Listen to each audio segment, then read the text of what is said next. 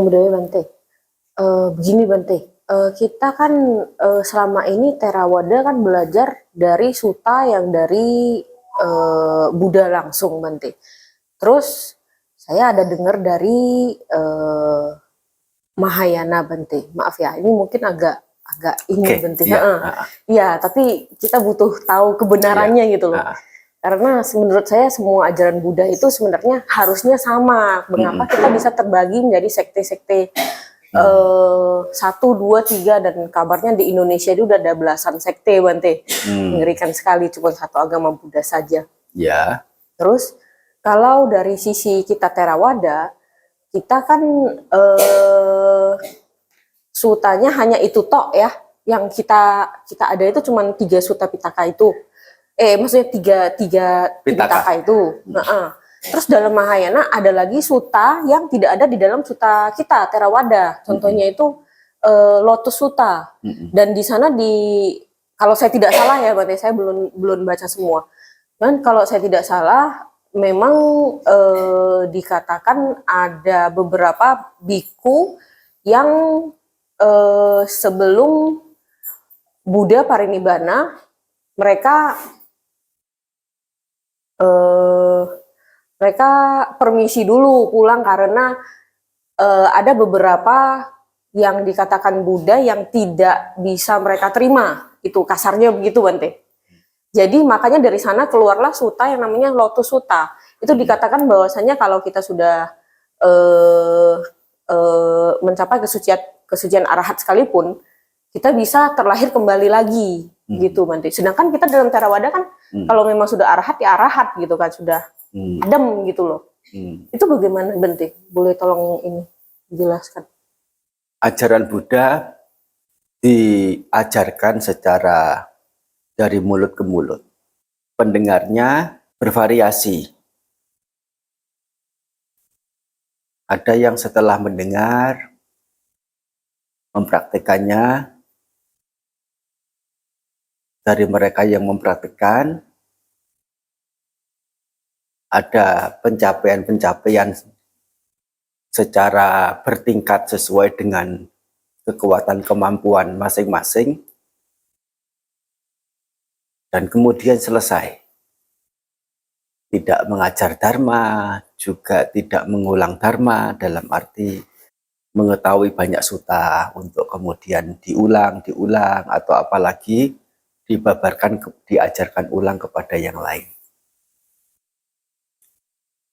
Ada beberapa yang lain, ya selain juga dari menjalankan sendiri, juga membabarkan sesuai dengan apa yang dia dengar dari Sang Buddha atau dari para biku yang mendengar dari Sang Buddha.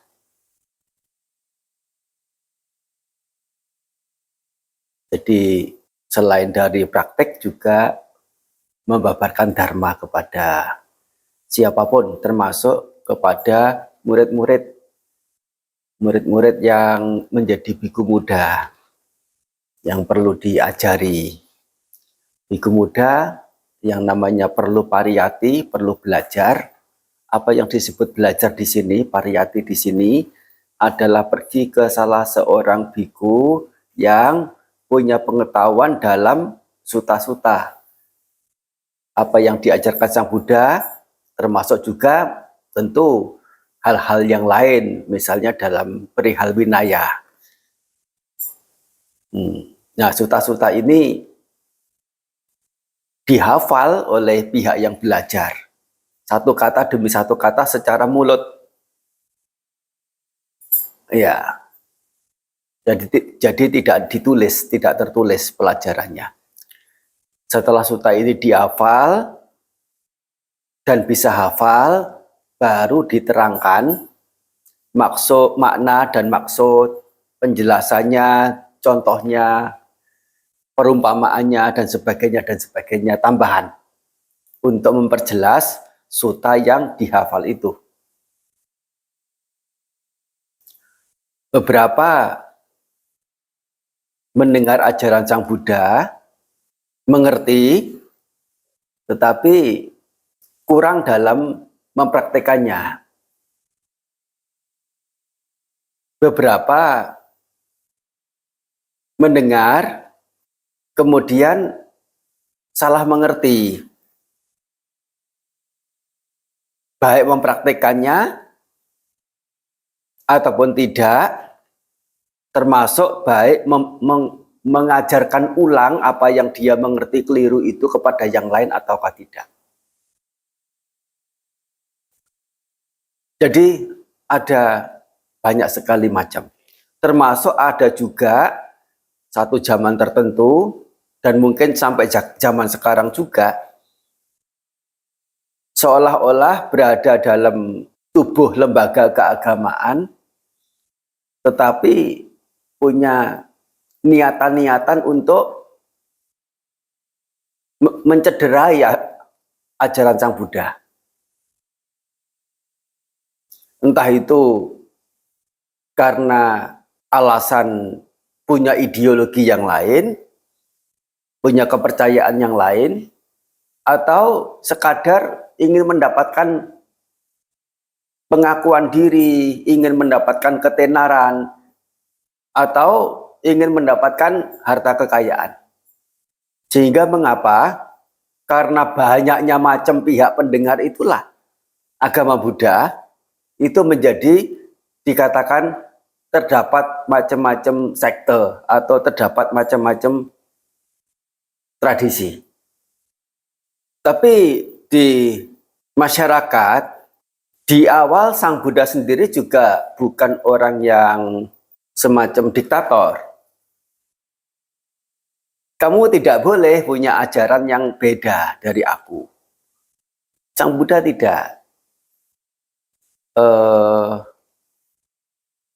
tidak mengharuskan orang, termasuk para bikunya, untuk punya cara pandang persis seperti yang beliau miliki. Tapi kalau punya cara pandang beda dari beliau, tolong jangan di sini. Jangan di tubuh ajaran Buddha ini, di lembaga agama Buddha, yaitu Biku Sangga atau Bikuni Sangga. Tidak apa-apa, kalian punya cara pandang bagaimana, silakan, itu hak Anda. Dan juga jangan mengatasnamakan bahwa itu adalah ajaran Buddha. Ada banyak kali, baik biku maupun perumah tangga memfitnah bahwa Sang Buddha mengajarkan begini. Yang mana Sang Buddha tidak mengajarkan sedemikian rupa. Didatangi orangnya. Didatangi. Meskipun di sana ada gurunya juga. Dan untuk klarifikasi, bahwasanya ini loh, bahwasanya ajaran yang diajarkan oleh sama Sang Buddha tidak seperti yang kalian fitnahkan. Tetapi untuk punya cara pandang bagaimana tanpa mengait-ngaitkan Sang Buddha, termasuk juga tidak menggunakan emblem ciri khas, entah itu pakaian, berjubah, atau mungkin tanda tertentu atau nama tertentu dengan menggunakan sebutan yang ada di dalam agama Buddha sini. Contohnya menggunakan istilah bante atau menggunakan istilah apa dan sebagainya, meskipun itu sesungguhnya juga istilah umum. Tapi kan kita tahu bahwa bante di sini khusus gunakan dalam konteks sosok-sosok yang dimuliakan dalam lingkup agama Buddha. Sehingga banyak sekali kemudian ajaran-ajaran yang berbeda-beda. Oleh karena terlalu banyaknya warna-warni pihak pendengar, kita tidak bisa kemudian membuat semuanya itu menjadi satu kembali. Oleh karena dari awal itu sudah ada benih untuk menjadikan satu lagi agama Buddha kembali ke satu ajaran. Nggak usah berusaha begitu. Yang penting jika menyadari diri sendiri belum merasakan rasa dharma yang lembut, rasa dharma yang di puncaknya itu, mencicip nibbana, lebih baik berupaya ke arah sana daripada mengurusi orang yang punya warna-warni keinginan, ambisi, segala macam kotoran batin untuk mempersatukan mereka. Mereka tidak ingin dipersatukan.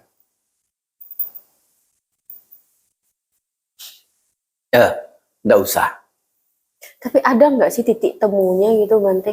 Soalnya kalau kita ditanya, loh, kenapa kamu Theravada? Kenapa kamu bukan Mahayana gitu loh? Emangnya ajaran Buddha itu apakah beda gitu loh, semua aliran gitu?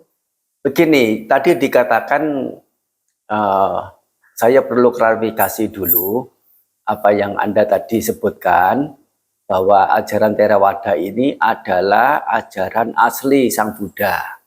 Begitu kan dia bilangnya di awal lah ya. Saya perlu klarifikasi, itu adalah klaim Anda pribadi.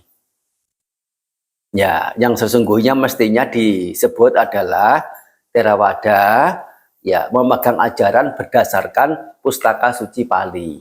Oh iya, itu maksud saya sih. Iya, ya. Tapi keluarnya beda. Soalnya banyak sekali tradisi Mahayana yang sutanya itu kalaupun tidak persis sama namanya, isinya juga tidak persis tulisannya, kata-kata yang digunakan, tetapi pada intinya itu tidak ada perbedaan dengan Theravada. Seperti misalnya kalau tidak salah apa ya, Vajracchedika atau apa ya, Sutra Intan, atau sesungguhnya namanya adalah Sutra Pemotong Intan. Nah, Vajracchedika, Vajra itu intan, berlian, Vajra itu berlian, bukan intan. Kalau intan itu mani. Nah, Vajra artinya berlian, Cedika artinya pemotong. Intan itu barang yang keras sekali dan digunakan untuk memotong barang yang lain. Tapi ada suta ya yang menjadi alat pemotong intan, pemotong berlian. Itu alat itu kira-kira sekeras apa? Dan di sana isinya itu menjelaskan seorang bodhisattva. Kata bodhisattva dalam tradisi Mahayana yang dimaksudkan dalam Theravada di sini adalah sebutannya Arya Sawaka. Jadi memang sebutannya berbeda. Arya Sawaka kalau di Theravada, di Mahayana disebut sebagai bodhisattva. Sama, maknanya sama. Yaitu ia yang setidaknya telah menembus tingkatan kesucian Sotapanna. Nah, diajarkan kepada mereka para bodhisattva, para Arya Sawaka ini, untuk menembus dharma yang lebih tinggi, lebih tinggi, lebih tinggi, sebagai bahan renungan, sebagai bahan pelatihan. Di sini dikhususkan adalah tentang ketidakadadirian. Dengan berbagai macam contoh, dengan berbagai macam perumpamaan yang kalau kita sekarang mengistilahkannya itu adalah secara bombastis. Nah, bombastis itu gimana? Wah. Sangat luar biasa. Tapi ini bukan mau mengatakan bahwa ini punya konotasi negatif. Justru sebaliknya, konotasi yang positif. Sangat-sangat positif. Kita bilang itu kalau kereta begitu ya, bukan polosan. Kereta itu dihias dengan berbagai macam pernik-pernik yang menyilaukan. Sutanya seperti itu. Kalau di Theravada mungkin hanya biasa-biasa. Asal bisa ditembus, mengerti secara permaknaan, secara pemikiran, pemahaman. Nah, ya itu sudah cukup, sudah mencukupi, sudah memadai. Tapi sutra-sutra, ya salah satunya sutra yang saya sebut tadi itu dituliskan sedemikian rupa yang ya istilahnya itu wicitra. Nah, wicitra itu artinya gemerlap, warna-warni, pernik-pernik. Ya, tapi intinya sama, tentang keanataan. Kalau baca itu, kita tahu bahwa sesungguhnya inti ajaran yang pihak Mahayana tidak beda dari Theravada. Jadi kalau mereka bilang beda, ya yang pihak Mahayana, ya mereka karena tidak mengerti sutta, permanaan sutta dalam Theravada. Dan jika tidak mengerti, tidak punya hak, tidak punya posisi untuk mengatakan berbeda. Karena mereka belum tahu. Termasuk juga kita mengatakan berbeda dari Mahayana kalau kita tidak tahu sutra Mahayana itu kayak apa. Yang kita tahu berbeda, yaitu baik kita yang Theravada maupun kita yang Mahayana, bahwa satu sama lain itu berbeda, biasanya hanya untuk konteks tata tradisi kebiasaan. Tampak beda. Jangankan sesama itu antar Theravada dengan Mahayana. Sesama Theravada sendiri, antar daerah, antar wilayah, perbedaan tempat, perbedaan waktu, tempat yang sama, beda waktunya, tradisinya sudah berbeda.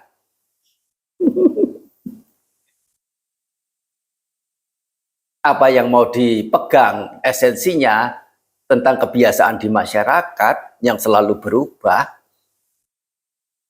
itu bukan esensial untuk dijadikan alasan sebagai titik perbedaan. Tentang tadi itu, ya tentu banyak suta-suta itu kita mengatakannya itu literatur lah. Mengatakan literatur setelah parinibbana Sang Buddha. Memang termasuk Tipitaka sendiri juga, apakah itu disusun Sang Buddha? Tidak. Itu bukan susunan Sang Buddha. Inti ajarannya memang diajarkan oleh Sang Buddha. Tetapi itu dihafal oleh para biku, ya, kemudian disusun dalam Sanggayana, ya, perhimpunan besar dalam membahas ajaran Sang Buddha. Nah itu sehingga dapat dimengerti oleh generasi berikut dan berikutnya, yang kemudian orang-orang pintar, orang-orang cendekia yang mampu bukan hanya menghafal tetapi juga memahami ajaran Sang Buddha, ya, ingin membuat satu risalah, ya gampangnya sekarang itu satu artikel atau satu buku begitulah, untuk mempermudah masyarakat memahami ajaran Buddha dalam bidang-bidang tertentu, dalam sudut pandang tertentu, dalam percontohan tertentu. Nah, itu adalah niatan-niatan yang baik. Dan itu berkembang terus pembuatan literatur seperti itu. Dan kita tidak tahu literatur itu zaman kapan, dan zaman yang belakangan-belakangan melihat literatur itu karena kunonya, meskipun kunonya itu mungkin sekian ratus tahun setelah Sang Buddha parinibbana, 500 tahun, 1000 tahun bahkan. Ya, mungkin sampai mengangkat itu adalah sebagai sutta, bagian dari Tipitaka. Contohnya di Theravada sendiri juga ada. Milinda Panha, itu sesungguhnya adalah literatur belakangan. Termasuk Petokopadesa, literatur belakangan. Patisabhidhamagga, literatur belakangan. Tapi dimasukkan sebagai bagian dari Tipitaka. Sehingga ya memungkinkan juga karena menganggapnya itu adalah literatur-literatur itu sebagai ajaran Sang Buddha, orang belakangan mungkin menambahinya sendiri. Ya mestinya ada kalimat awalan, ewang me sutang ekang sama yang bagawa. Demikian telah saya dengar pada suatu waktu. Nah, betulnya adalah itu literatur gubahan belakangan dan itu banyak sekali. Apalagi terdapat pihak-pihak yang yang sesungguhnya adalah itu oknum ya, merasa iritasi dengan kelompok yang lain satu sama lain, dan kemudian mencuatkan isu-isu yang negatif terhadap yang lainnya. Dan itu adalah hal yang lumrah, hal yang wajar. Nah, kita tidak usah terlalu menanggapi, memperuncing itu semua. Yang penting kita cari titik kebaikan bersama, dan titik kebaikan yang idealnya, titik kebenaran bersama, dan titik kebenaran idealnya yang bagaimana. Jika titik kebaikan, titik kebenaran itu yang dituju, yang diarah dari siapapun, dari arah manapun, semuanya akan menuju ke satu yang sama. Kalaupun sesama Theravada, bahkan satu wihara, belum tentu kok punya cara pandang yang sama. Kita harapkan apa untuk beda keluarga, untuk punya cara pandang yang sama. Dan itu adalah tugas siapa? Untuk mempersamakan. Tugas diri sendiri untuk lurus tegak pada ajaran Sang Buddha yang kalau tidak tegak lurus, terlepas dari agama Buddha itu akan kacau atau tidak, akan semrawut atau tidak, akan kabur atau tidak, dirinya tidak akan mendapatkan manfaat yang optimal. Dan ada kriterianya, mana yang ajaran asli Buddha atau tidak, namanya Mahapadesa. Bahwa ajaran yang setelah didengar dan dipraktikkan, ini menambah keserakahan, kebencian, dan kesesatan, ajaran itu bukan ajaran Sang Buddha.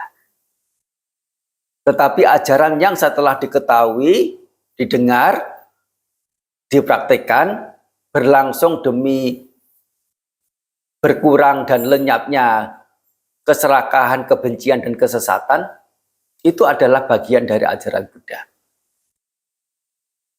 Dalam tanda kurung, penjelasan saya, siapapun yang ngomong sudah mewakili ajaran Sang Buddha. Ada pertanyaan yang kurang? Belum dijawab? Ada Bante. Mahapariksa ya Bante ya. Boleh saya ini lagi untuk referensinya Bante. Mahapariksa kenapa? Untuk referensinya dari mana gitu atau Oh, itu apa, gitu. suta itu.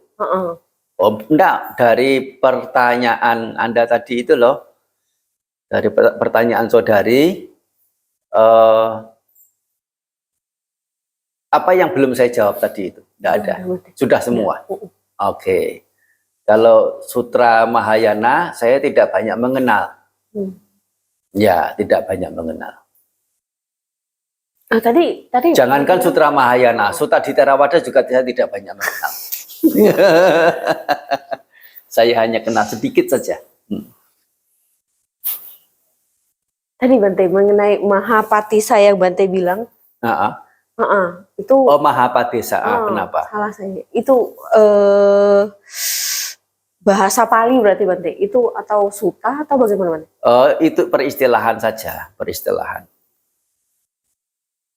Peristilahan untuk ya itu untuk memeriksa sesuatu itu seperti apa. Ada kriteria-kriteria untuk menentukan sesuatu itu benar salah, baik buruk dan sebagainya. Ya.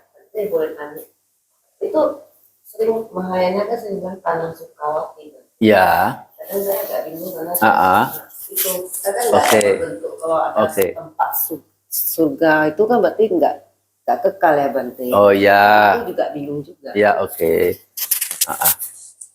Nggak apa-apa, tanah Sukawati menggunakan itu dipersonifikasikan. Untuk surga Sukawati. Ya tanah Sukawati, surga Sukawati itu nama lain dari Nibbana. Itu disebut untuk memudahkan orang yang jenjang menengah ke bawah dari sisi pengetahuan secara filosofisnya itu juga lebih mudah mengerti. Tanah Sukawati, surga Sukawati itu ya tidak lain adalah nirwana nibbana, tempat ya berkumpulnya, tempat berdiamnya para Buddha, atau istilahnya adalah Buddha Kesetra. Buddha itu ya para Buddha, bukan satu. Kesetra itu artinya semacam tanah yang lapang, yang padang, begitulah artinya padang. Padang Buddha. Tahu padang ya?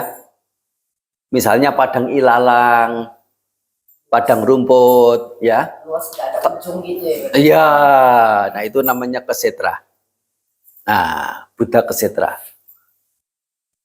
Atau juga kadang Nibbana sendiri juga disebut Nibbana Ayatana. Ya, Ayatana di sini adalah landasan. Nah, landasan untuk Nibbana. Nah, Nibbana ini satu objek yang dalam batin ini untuk bisa diketahui di dalam Pancakanda ini mesti ada landasan untuk menerima objek itu. Pasti ada, harus ada.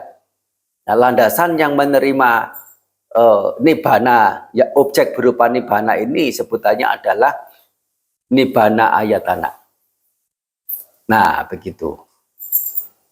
Ya itu tidak masalah, tidak masalah. Kita tidak, ya memang itu cenderung untuk menjadi salah pengertian orang juga bisa. Tapi kesalah pengertianan ini adalah hal yang lumrah dari zaman ke zaman, dari waktu ke waktu, dan orang yang lebih pintar, lebih tahu, siap-siap untuk ya bersiap diri untuk memberitahu, berbagi kepada yang lain. Dan termasuk yang tidak tahu, rajin-rajin untuk bertanya kepada mereka yang tahu. Soalnya kesalahpahaman selalu ada sepanjang zaman. Soalnya yang lahir itu terus ada yang mengerti, kemudian mati. Dan yang belajar Nah, ini perlu pemahaman yang tepat dan kecenderungan untuk salah mengerti untuk di awal-awal itu sangat tinggi. Yang punya pengetahuan siap berbagi, yang masih belajar ya rajin bertanya. Oke ya. Bante, itu mengenai alam Sukawati saya juga pernah bingung. Nah, terus saya juga pernah mempertanyakannya kepada seorang suhu. Ya. Nah, katanya alam Sukawati itu berada di luar dari 31 alam kehidupan Betul, kita. betul. Terus jadi saya tanya, apakah yang bisa masuk ke alam Sukawati itu adalah hanya ada Buddha atau 4 orang suci atau orang biasa juga bisa? Katanya orang biasa juga bisa. Yang penting sebelum kita meninggal dan pada saat kita ini ya masih sadar, kita harus bertekad dulu kita bisa. Nggak bisa. Saya percaya alam Sukawatinya itu. Saya tidak percaya biksunya yang ngomong.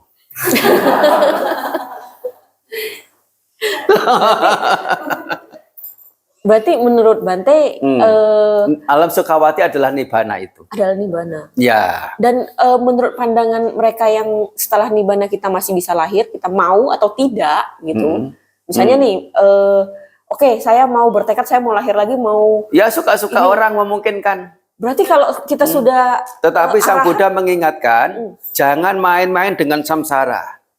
Samsara itu terlalu mengerikan. Ya betul, saya setuju Bante. Udah bisa keluar ya kan, kok masuk lagi. Tapi ya apa namanya, kalau sudah bisa masuk keluar lagi, itu ya mungkin setingkatan anagami begitu. Tapi mereka punya sebutan arahat ya. Oleh karena mungkin itu adalah istilah yang paling hit. Arahat, lohan begitu, tapi sebetulnya bukan lohan. Iya, Pak Lohan kan, Bante kan. Lohan ya arahat. Bukan lohan kuo ya. Seperti misalnya semua disebut fo. Ya betul. Gigi muda ya Bante. Termasuk juga Dewa 4 Muka juga sebutannya semen fo. Semestinya adalah Sien, Simbin Sin. Nah itu karena semuanya fo, jadi sebutannya adalah Buddha semua. Itu adalah favoritnya orang dalam menyebut.